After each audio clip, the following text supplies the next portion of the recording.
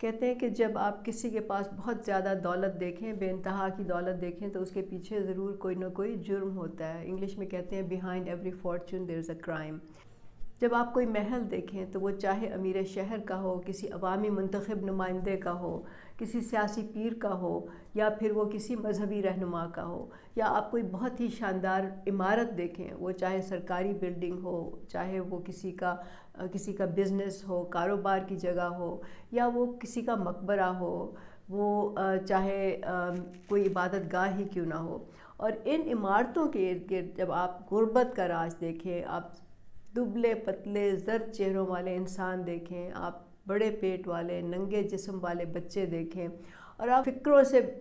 بھرے ہوئے، جھریوں سے بھرے ہوئے آپ بوڑھوں کے چہرے دیکھیں، تو پھر آپ یہ جان لیں کہ یہ عمارت جو ہے اس کی تعمیر میں اینٹیں نہیں بلکہ انسانی ہڈیوں کا استعمال ہوا ہے، اور اس کے نیچے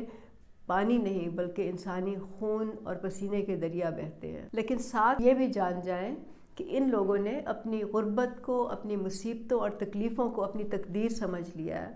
اور اپنے اوپر ہونے والے مظالم کو خدا کا فرمان مان لیا ہے، اور اب یہ تمام مصیبتیں، تکلیفیں، بھوک، لاچاری، بے بسی، خاموشی سے نہ صرف یہ برداشت کرتے ہیں بلکہ اس کو انہوں نے قبول کر لیا ہے، اور صرف آخرت کی امید پر زندہ ہیں۔ تو سمجھ جائیں کہ انہوں نے اپنے آنے والی نسلوں کو اپنی سستی، کم ہمتی اور توہم پرستی کی بھیٹ چڑھا دیا ہے۔ انہوں نے چھوٹی چھوٹی آسانیوں کی خاطر اپنے مستقبل کا سودا کر لیا ہے،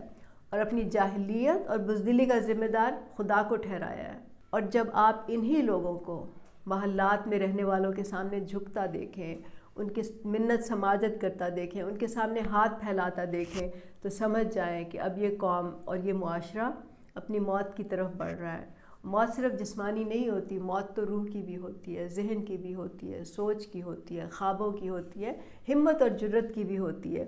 تو اس وقت آج کے پاکستان میں جب دیکھتی ہوں کہ لوگ پریشان ہیں، لاچار ہیں، غریب ہیں، اور ان کی بے عزتی بھی ہو رہی ہے، ان پر ظلم بھی ہو رہا ہے، ان کا استحصال بھی ہو رہا ہے، لیکن وہ ہر چیز خاموشی سے برداشت کیے جا رہے ہیں، وہ ظالم کے سامنے نہ صرف سر جھکا رہے ہیں بلکہ اس کی خوشنودی حاصل کرنے کے لیے اس کی خوشامد بھی کر رہے ہیں۔ سوال یہ اٹھتا ہے کہ کیا ہم اسی راستے کی جانب گامزن ہیں؟ کیا ہم جسمانی طور پر زندہ ہیں لیکن ہماری روح دفن ہو چکی ہے؟ کیا ہم اپنی دماغ پہ، اپنے خوابوں پہ، اپنے سوچ پہ فاتحہ پڑھ چکے ہیں؟ اقبال کا ایک شعر ہے، اٹھا ساقیہ پردہ اس راز سے، لڑا دے ممولے کو شہباز سے۔ ممولہ ایک چھوٹا سا پرندہ ہوتا ہے جو کہ شہباز کے مقابلے میں بہت ہی کمزور ہوتا ہے۔ تو وہ کون سا راز ہے جس کا اقبال ذکر کر رہے تھے، جس کے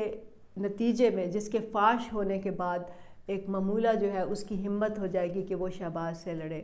ہم نے اس راز کو تلاش کرنا ہے، اور میرا خیال ہے کہ یہ راز ہم سب کے اندر موجود ہے۔ ہمیں صرف اس کو باہر نکالنے کی ضرورت ہے، ہمیں اپنے اندر جھانک کے اس راز کو فاش کرنے کی ضرورت ہے۔ بہت شکریہ۔